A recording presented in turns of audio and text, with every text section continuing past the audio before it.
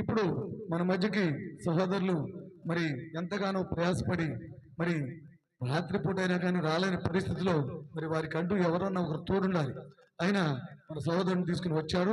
మరి వారు మన మధ్య రావడమే ఒక అదృష్టం, సంతోషం. నూతన సంవత్సరంలో మరి కొద్ది నిమిషాలు వారు జిల్లా రామయ్య గారు మరి దివ్యాంగుల విభాగం జిల్లా నాయకులుగా మరి ఉన్నారు. వారు మన మధ్యకు వచ్చి ఉన్నారు.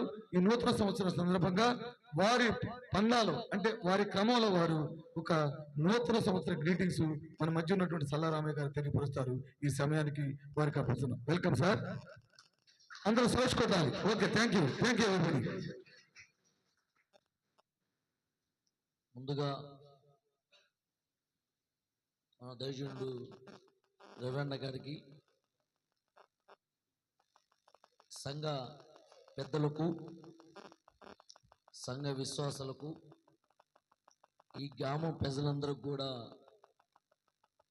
నూతనంగా ఈ గ్రామానికి,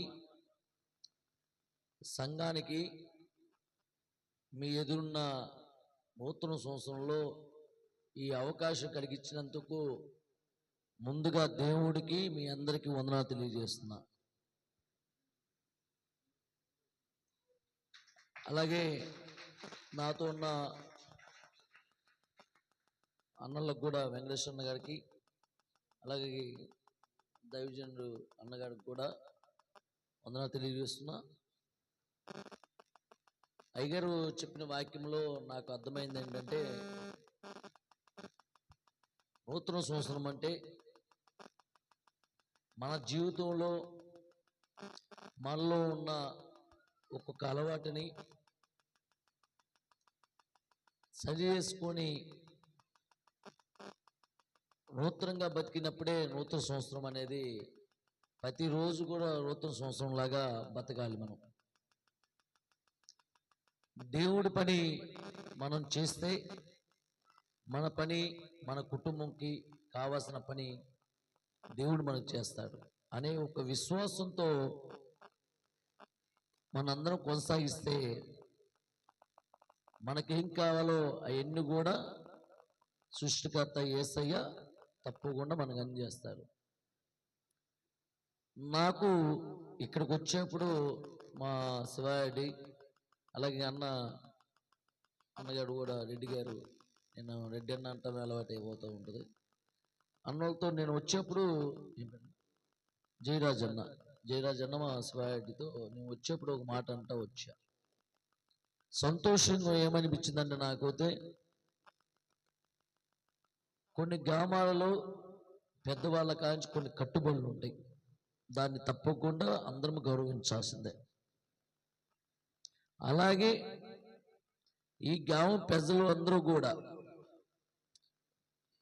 ప్రతి కుటుంబం కూడా, నా ముందున్న మీ అందరూ, మీ కుటుంబాలు కావచ్చు, గ్రామంలో ఉన్న కుటుంబాలందరూ కూడా నేను మనస్ఫూర్తికి ఒక్కసారికి నాకు వస్తున్నప్పుడు కొన్ని విషయాలు, నేను అన్నోళ్ళతో మాటలతో వస్తున్నప్పుడు కొన్ని విషయాలు అడిగాను. నేను గ్రామం గురించి ఎప్పుడు రాలేదు, ఫస్ట్ టైం నేను ఇక్కడికి వస్తాను. ఈ గ్రామం, ఈ చిన్న గ్రామంలో దేవుడి చిత్తం లేకపోతే ఇంత మందిరము, ఈ గ్రామంలో ఉన్న ప్రతి కుటుంబం కూడా పెద్ద మనసు చేసుకొని మంచి ఆలోచన చేసి దేవుడు సువార్తను ఇక్కడ నడిపించే అవకాశాన్ని దేవుడు ముందుగానే ఈ గ్రామంలో ఉన్న ప్రతి కుటుంబాన్ని, ఉదయాన్నే ప్రతి కుటుంబంలో ఉన్న అందరినీ ముందుగానే వాళ్ళ ఉదయాన్ని కలిగించాడేమో అనిపించింది నాకైతే.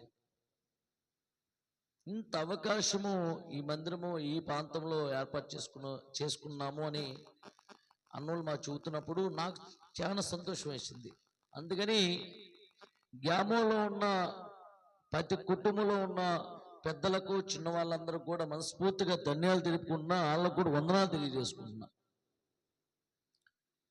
మన ముందున్న ఇక్కడ మన అందరమే దేవుడి కృప, దేవుడి దయ ఉంటుంది. ఈ యొక్క మైక్ ద్వారా అన్న పాస్టర్ గారు, మీ అందరి ప్రార్థనలు కూడా మీ కొరకే కాదు, మీ కుటుంబాల కొరకే కాదు, ఈ సంఘంలో ఉన్న వాళ్ళ కోసమే కాదు, ఇక్కడున్న ఈ గ్రామంలో 200 మంది కుటుంబాలు, ఏ కుటుంబం, ప్రతి కుటుంబం కూడా దేవుడి కృప తప్పకుండా కుటుంబం మొత్తాన్ని కూడా దేవుడు తప్పకుండా దీవిస్తాడు. ఇలాంటి అవకాశము కొన్ని గ్రామాల్లో లేవు.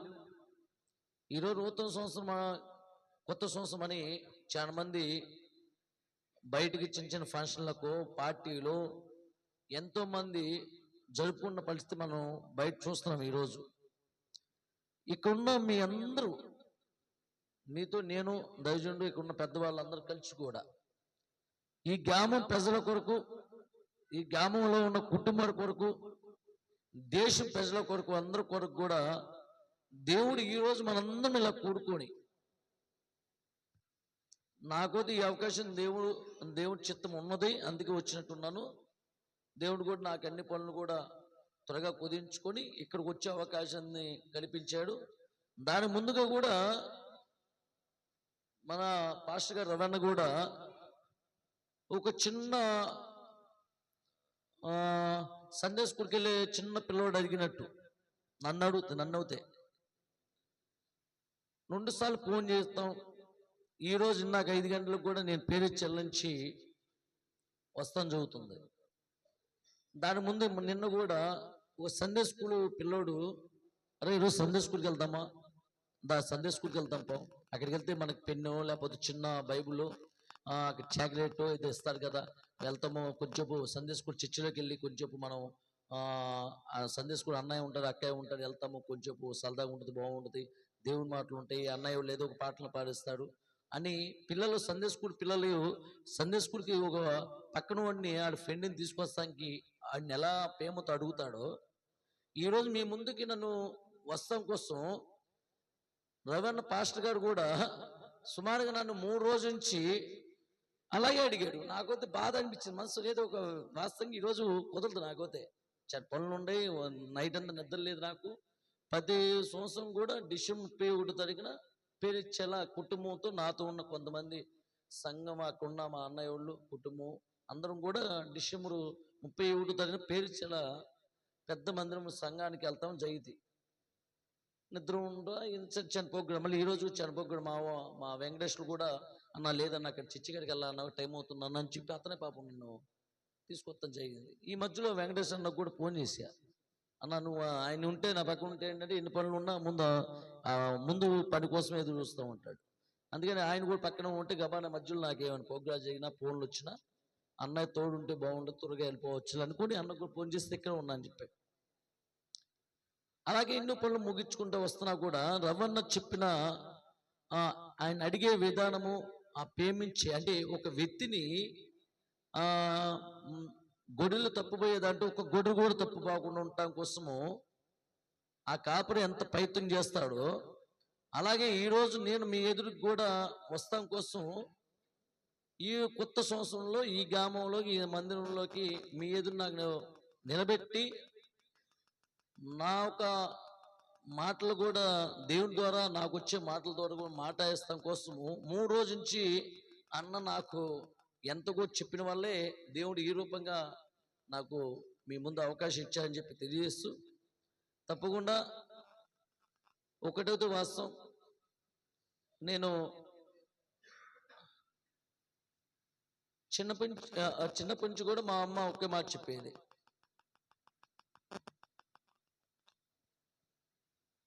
వీలైతే ఎదుటి వాళ్ళకి సహాయం చేయగలమవుతే తప్పకుండా సహాయం చేసేలాగే ఉండాలి తప్ప ఆ ఎదుటి వాళ్ళని ఇబ్బంది పెట్టకూడదని చెప్పి మా అమ్మ చాలాసార్లు చెప్తా ఉండేది. మా అమ్మ చెప్పే మాటలు నన్ను దేవుడి విషయాల్లో నడుపుతాం కూడా జరిగింది. ఈరోజు బైబిల్లో కూడా మా అమ్మ కాదులే, మా అమ్మ లాంటి తల్లులను ఈ దేశము ప్రపంచంలోనే ఆ మాటలలోకి, ఆ మార్గంలోకి తీసుకొచ్చింది ఎవరు అంటే సృష్టికర్త మన యేసయ్య, ఈ యొక్క బైబిలే.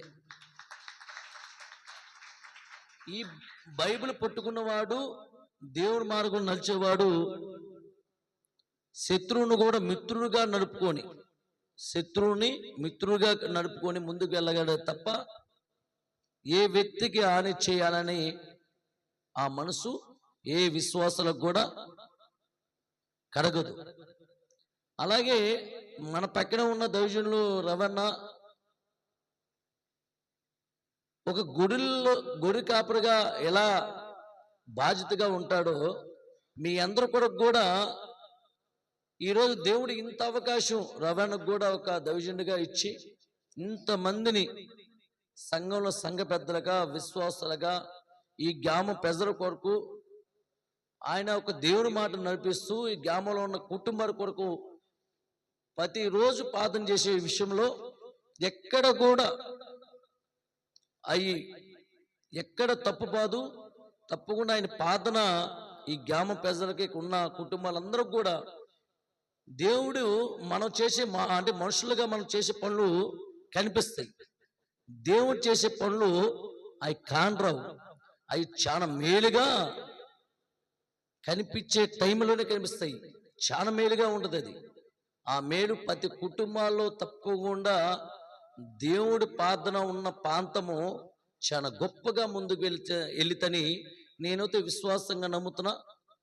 అందుకని నాకు ఈ అవకాశం ఇచ్చినందుకు రవణ గారికి ఈ గ్రామంలో ఉన్న ప్రజలందరికీ, నా ముందున్న సంఘ పెద్దలకు, విశ్వాసులకు, అలాగే నా పక్కన అన్న వెంకటేశ్వర అన్నకి, అలాగే పాస్టర్ గారికి కూడా ఇంకొకసారి వందనాలు తెలియజేసుకుంటూ సెలవు తీసుకుంటున్నా.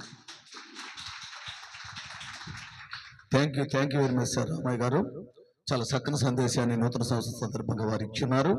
మరి చూడండి, ఎప్పుడైనా సరే వారి గురించి ఒక మాట చెప్పాలంటే గత 2 సంవత్సరాల నుంచి వారితో నేను ప్రయాణం చేస్తూ ఉన్నాను. ఎక్కడైనా సరే ఆయన దైవత్వం ఉన్నదా లేదనేది పక్కన పెడితే ఒక పేదవాడు, ఒక పిచ్చివాడు, ఒక పనికిమాలిన వాడు ఎక్కడైనా రోడ్డు ప్రక్కన ఉంటే తన దగ్గర డబ్బులు లేకపోయినా కానీ ఎక్కడి నుంచైనా డబ్బులు తీసుకుని అతగాడికి వస్త్రం కావాలా, నీరు కావాలా, అన్నం తింటాడా, టిఫిన్ చేస్తాడా అని అడిగి మరీ మాటలు రాని వాడికి, చేత కాని వాడికి కూడా సహాయం చేసే మనస్తత్వం కలిగిన వ్యక్తి ఎవరు అన్నారంటే that is only for Ramaiah. Please give me big hand everybody. So ఈ సందర్భంలో వారు కూడా మనకు నూతన సంవత్సరం సందర్భంగా అనేక రకాల గ్రీటింగ్స్ ఇచ్చి వారు బైబిల్ గ్రంథంలో ఉన్నటువంటి అంశాలు దీనిలో లేవు, బైబిలే యథార్థమైనది కనుక దేవుని నమ్మిన ప్రతి కుటుంబం కూడా యథార్థంగా జీవించడానికి ముందుకు రావాలని ఈ నూతన సంవత్సరం సందర్భంగా వారి గ్రీటింగ్స్ తెలియజేసినందుకు మరొకసారి వారికి ధన్యవాదాలు తెలియజేస్తున్నాను.